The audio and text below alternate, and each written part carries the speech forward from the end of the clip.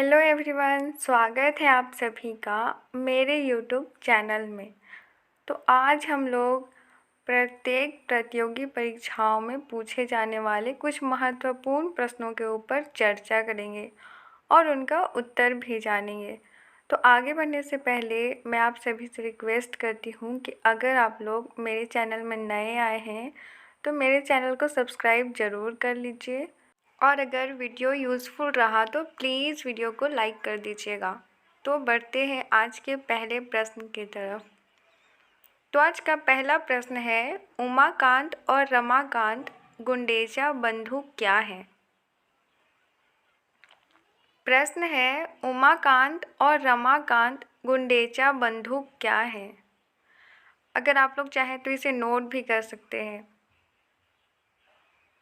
तो इस प्रश्न का सही जवाब होगा ध्रुपद गायक, क्योंकि ध्रुपद भारतीय शास्त्रीय संगीत की सबसे पुरानी विधाओं में से एक है। साल 2012 में रमाकांत और उमाकांत को संगीत में उनके योगदान के लिए पद्मश्री से सम्मानित किया गया था। इन भाइयों ने ध्रुपद संस्थान की नींव रखी, जिसने देश विदेश से कई छात्रों को संगीत की शिक्षा के लिए आकर्षित किया। अगला प्रश्न है, राग कल्पद्रुम के रचयिता कौन है? प्रश्न है, राग कल्पद्रुम के रचयिता कौन है? तो इस प्रश्न का सही जवाब होगा कृष्णानंद व्यास। इस प्रश्न का सही जवाब कृष्णानंद व्यास इसलिए होगा क्योंकि राणा हमीर ने श्रृंगार हार, कुंभ ने संगीत राज, राधा कृष्ण ने राग रत्नाकर तथा कृष्णानंद व्यास ने राग कल्पद्रुम की रचना की थी। अगला प्रश्न है, वह कौन सा राग है जो सुप्रभात के समय गाया जाता है? अगर आप लोगों को इसका जवाब पता हो तो आप लोग कमेंट बॉक्स में मुझे कमेंट कर सकते हैं। तो प्रश्न है, वह कौन सा राग है जो सुप्रभात के समय गाया जाता है? तो इस प्रश्न का सही जवाब होगा तोड़ी। राग तोड़ी सुप्रभात के समय गाया जाता है, जबकि राग दरबारी रात्रि के समय, राग भोपाली संध्या काल में तथा राग भीम पलासी दोपहर के अंतिम काल में गाया जाता है। तो चलिए बढ़ते हैं अगले प्रश्न की तरफ। उससे पहले अगर आप लोग प्लीज़ अभी तक सब्सक्राइब नहीं किए हैं तो प्लीज़ सब्सक्राइब कर लीजिए। अगला प्रश्न है, पंडित भीमसेन जोशी का संबंध किससे है? प्रश्न है, पंडित भीमसेन जोशी का संबंध किससे है? तो इस प्रश्न का सही जवाब होगा संगीत से। पंडित भीमसेन जोशी शास्त्रीय संगीत के प्रसिद्ध गायक हैं। इन्हें वर्ष 2009 में भारत रत्न से सम्मानित किया गया। वे हिंदुस्तानी शास्त्रीय संगीत के किराना घराने से संबंधित हैं। वे ख्याल गायन के लिए विशेष रूप से जाने जाते हैं, इसलिए इसका जवाब होगा संगीत से। अगला प्रश्न है, ओडिसी नृत्य किस राज्य से संबंधित है? प्रश्न है, ओडिसी नृत्य किस राज्य से संबंधित है? तो इस प्रश्न का सही जवाब होगा ओडिशा। ओडिसी नृत्य भारत के 8 शास्त्रीय नृत्यों में से एक है। इसका उद्भव ओडिशा राज्य से माना जाता है। पुरातात्विक साक्ष्यों के अनुसार यह भारत का सबसे पुराना जीवित नृत्य रूप है। ओडिसी, जिसे पुराने साहित्य में ओडिसी के नाम से भी जाना जाता है, एक प्रमुख प्राचीन भारतीय शास्त्रीय नृत्य है जो ओडिशा के हिंदू मंदिरों में उत्पन्न हुआ था, जो भारत का एक पूर्वी तटीय राज्य है। ओडिसी ने अपने इतिहास में मुख्य रूप से महिलाओं द्वारा प्रदर्शन किया और धार्मिक कहानियों, विशेष रूप से वैष्णववाद और आध्यात्मिक विचारों को व्यक्त किया। ओडिसी प्रदर्शनों ने अन्य परंपराओं के विचार भी व्यक्त किए हैं, जैसे कि हिंदू देवता सूर्य और शिव देवता से संबंधित, साथ ही हिंदू देवी आदि। नृत्य में ओडिसी के प्रमाण हिंदू मंदिरों की मूर्तियों और हिंदू धर्म, बौद्ध धर्म और जैन धर्म से संबंधित पुरातत्व स्थलों में मिलती हैं। ओडिसी नृत्य परंपरा भारत के इस्लामिक शासन काल के दौरान घटी और ब्रिटिश शासन के तहत दबा दी गई थी। दमन का भारतीयों द्वारा विरोध किया गया था। इसके बाद इसके पुनरुद्धार, पुनर्निर्माण और विस्तार के बाद से भारत ने औपनिवेशिक शासन से स्वतंत्रता प्राप्त की। अगला प्रश्न है, मोहिनी अट्टम कहाँ का परंपरागत नृत्य है? प्रश्न है, मोहिनी अट्टम कहाँ का परंपरागत नृत्य है? अगर आप लोगों को इस प्रश्न का जवाब पता हो तो आप लोग कमेंट बॉक्स में बता सकते हैं। तो इस प्रश्न का सही जवाब होगा केरल का। मोहिनी अट्टम केरल राज्य का परंपरागत नृत्य है। यह भारत के 8 शास्त्रीय नृत्यों में शामिल है। मोहिनी अट्टम या एक जादूगरनी का नृत्य अनिवार्य रूप से एक महिला द्वारा एकल नृत्य प्रदर्शन है, जिसे 19वीं शताब्दी में केरल के वर्तमान राज्य त्रावणकोर में वादीवेलु द्वारा विकसित किया गया था। यह भारत के शास्त्रीय नृत्यों में से एक है। अगला प्रश्न है, कौन सा शास्त्रीय नृत्य अपने वर्तमान स्वरूप में मुगल परंपरा से प्रभावित है? प्रश्न है, कौन सा शास्त्रीय नृत्य अपने वर्तमान स्वरूप में मुगल परंपरा से प्रभावित है? उत्तर जानने से पहले अगर अभी तक आप लोग मेरे चैनल को सब्सक्राइब नहीं किए हैं तो प्लीज़ सब्सक्राइब कर लीजिए।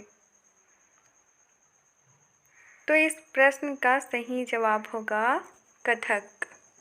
भक्ति आंदोलन के साथ लगभग 15वीं शताब्दी में कथक नृत्य का विकास हुआ। कालांतर में मुगल दरबार से जुड़कर कथक नृत्य ने अपने शास्त्रीय स्वरूप को ग्रहण किया है। मध्यकालीन भारत के सांस्कृतिक इतिहास में भक्ति आंदोलन एक महत्वपूर्ण पड़ाव था। इस काल में सामाजिक धार्मिक सुधारकों द्वारा समाज में विभिन्न तरह से भगवान की भक्ति का प्रचार प्रसार किया गया। सिख धर्म के उद्भव में भक्ति आंदोलन की महत्वपूर्ण भूमिका मानी जाती है। पूर्व मध्यकाल में जिस भक्ति धारा ने अपने आंदोलनात्मक सामर्थ्य से समूचे राष्ट्र की शिराओं में नया रक्त प्रवाहित किया, उसके उद्भव के कारणों के संबंध में विद्वानों में मतभेद है, लेकिन एक बात पर सहमति है कि भक्ति की मूल धारा दक्षिण भारत में 6वीं शताब्दी में ही शुरू हो गई थी। 14वीं शताब्दी तक आते आते इसने उत्तर भारत में अचानक आंदोलन का रूप ग्रहण कर लिया, किंतु यह धारा दक्षिण भारत से उत्तर भारत कैसे आई, उसके आंदोलनात्मक रूप धारण करने के कौन से कारण रहे हैं, इस पर विद्वानों में पर्याप्त मतभेद है। अब बहुत से विद्वान भक्ति आंदोलन से संबंधित 19वीं से 20वीं शताब्दी के विचारों पर प्रश्न उठाने लगे हैं। अनेक विद्वान अब मध्य युग के भक्ति आंदोलन को वैदिक परंपरा की मूल बातों का नए रूप में उदय के रूप में देखने लगे हैं। अगला प्रश्न है, किस नृत्य शैली का उद्गम पूर्व भारत से है? प्रश्न है, किस नृत्य शैली का उद्गम पूर्व भारत से है? तो इस प्रश्न का सही जवाब होगा मणिपुरी।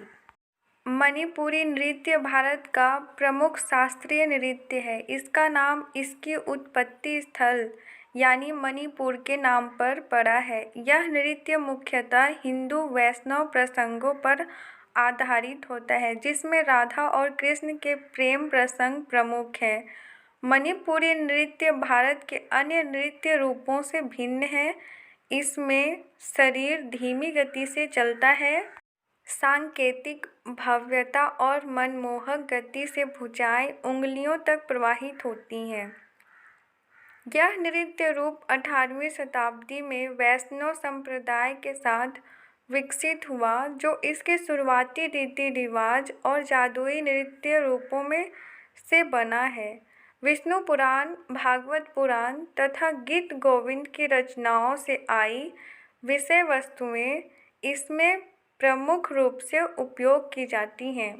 मणिपुर की मीतेई जनजाति की दंत कथाओं के अनुसार जब ईश्वर ने पृथ्वी का सृजन किया तब यह एक पिंड के समान थी।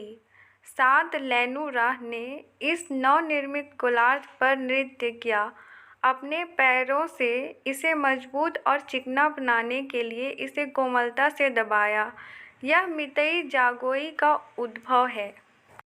आज के समय तक जब मणिपुरी लोग नृत्य करते हैं, वे कदम तेजी से नहीं रखते, बल्कि अपने पैरों को भूमि पर कोमलता और मृदुता के साथ रखते हैं। मूल भ्रांति और कहानियाँ अभी भी मीतेई के पुजारियों या माइबीस द्वारा माइबी के रूप में सुनाई जाती हैं, जो मणिपुरी की जड़ हैं।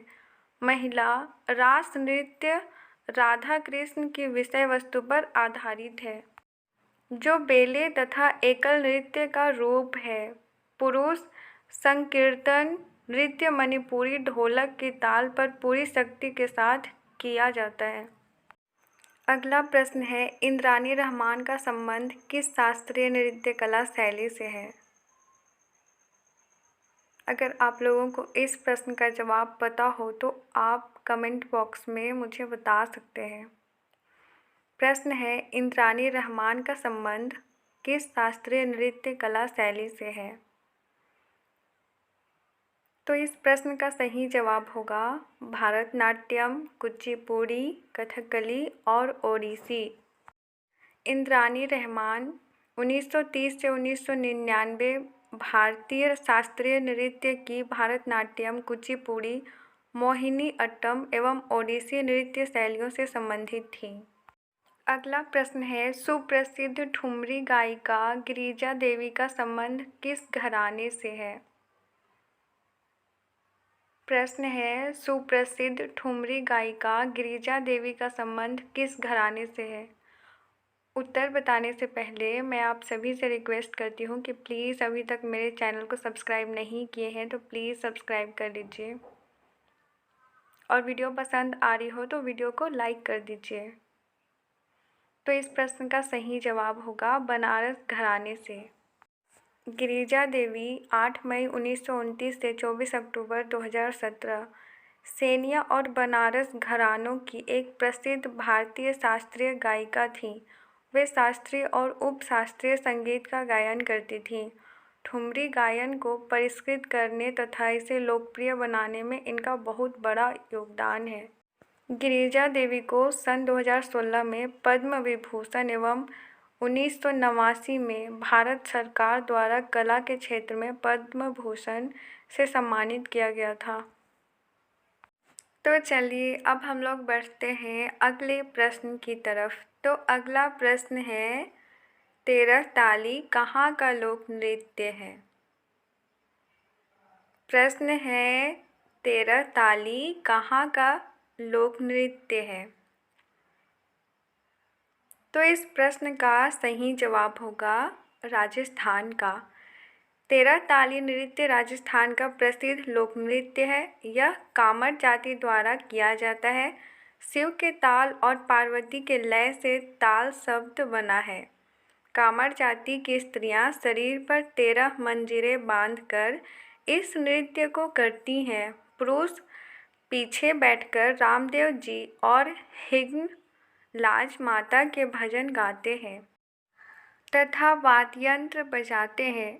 यह रामदेवरा, पोकरण, डिडवाना आदि का प्रसिद्ध है। इसमें नर्तकी अपने मुंह में तलवार या कटार दबाकर नृत्य करती हैं, जो हिंगलाज माता का प्रतीक है।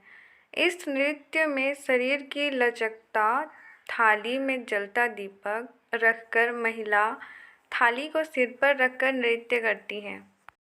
मांगी बाई इस नृत्य की प्रसिद्ध नृत्यांगना थी। मांगी बाई के अलावा मोहिनी, नारायणी, कमल दास, लक्ष्मण दास कामड़ ने इसे प्रसिद्ध किया। राजस्थान के प्रसिद्ध पूज्य देवता बाबा रामदेव की आराधना करने वाले कामड़ लोग रात रात भर उनका यशोगान करते हैं।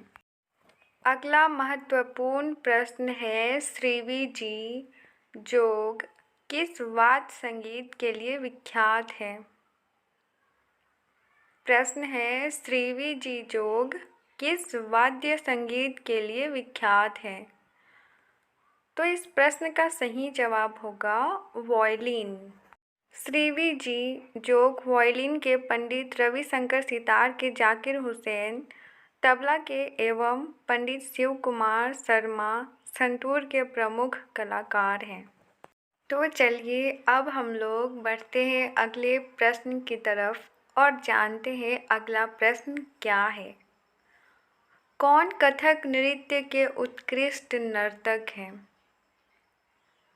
प्रश्न है, कौन कथक नृत्य के उत्कृष्ट नर्तक हैं? तो इस प्रश्न का सही जवाब होगा बिरजू महाराज।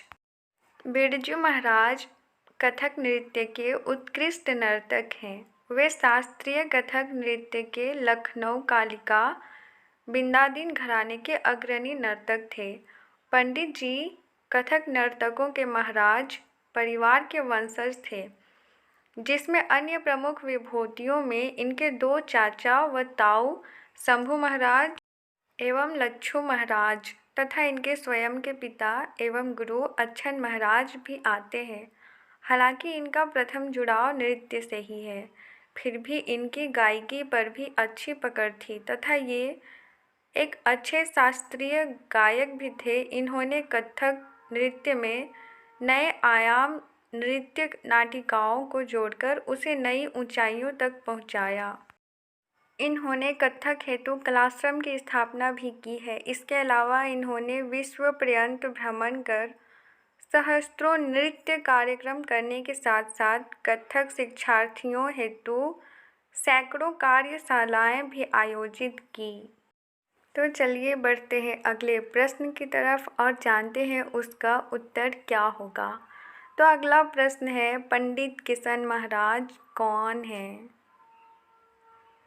प्रश्न है, पंडित किशन महाराज कौन है? तो इस प्रश्न का सही जवाब होगा पंडित किशन महाराज एक तबला वादक हैं। पंडित किशन महाराज एक भारतीय तबला वादक थे जो हिंदुस्तानी शास्त्रीय संगीत के बनारस घराने से संबंधित थे। अगला प्रश्न है, कुचिपुड़ी नृत्य कहाँ से प्रारंभ हुआ? प्रश्न है, कुचिपुड़ी नृत्य कहाँ से प्रारंभ हुआ? उत्तर जानने से पहले प्लीज़ आप लोग अगर अभी तक चैनल को सब्सक्राइब नहीं किए हैं तो प्लीज़ मेरे चैनल को सब्सक्राइब कर लीजिए। तो इस प्रश्न का सही जवाब होगा आंध्र प्रदेश से। कुचिपुड़ी नृत्य मूलतः आंध्र प्रदेश का शास्त्रीय नृत्य है। इस नृत्य का नाम आंध्र प्रदेश के कृष्णा जिले के एक ग्राम के नाम पर है। भरत मुनि के नाट्य शास्त्र पर आधारित इस शैली का उद्देश्य धर्म एवं अध्यात्म का प्रचार है। इसके प्रमुख नर्तक या नर्तकी यामिनी कृष्णमूर्ति, भावना रेड्डी, राजा रेड्डी आदि हैं। कुचिपुड़ी आंध्र प्रदेश भारत की प्रसिद्ध नृत्य शैली है। यह पूरे दक्षिण भारत में प्रसिद्ध है। इस नृत्य का नाम कृष्णा जिले के देवी तालुक में स्थित कुचिपुड़ी गांव के ऊपर पड़ा, जहां के रहने वाले ब्राह्मण इस पारंपरिक नृत्य का अभ्यास करते थे। परंपरा के अनुसार कुचिपुड़ी नृत्य मूलतः केवल पुरुषों द्वारा किया जाता था और वह भी केवल ब्राह्मण समुदाय के पुरुषों द्वारा। ये ब्राह्मण परिवार कुचिपुड़ी के भागवत थालू कहलाते थे।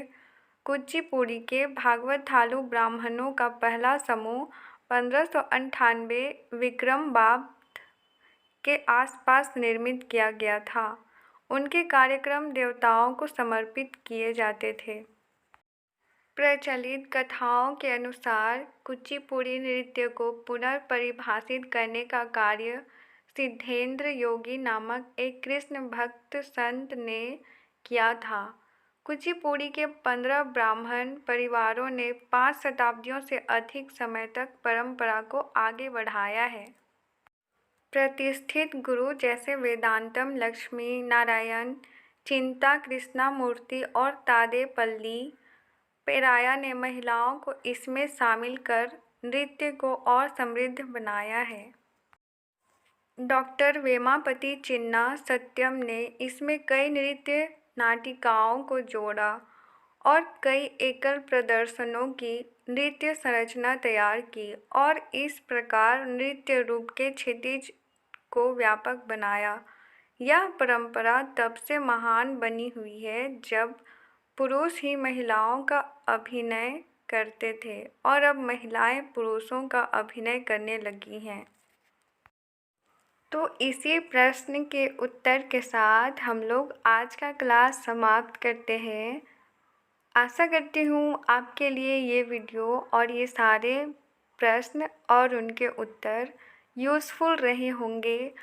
पढ़ाई से संबंधित इसी तरह के और वीडियोस पाने के लिए प्लीज़ मेरे चैनल पार्वती वॉइस टीवी को सब्सक्राइब कीजिए और मेरे वीडियो को अगर लाइक नहीं किए हैं तो प्लीज़ लाइक कर दीजिए।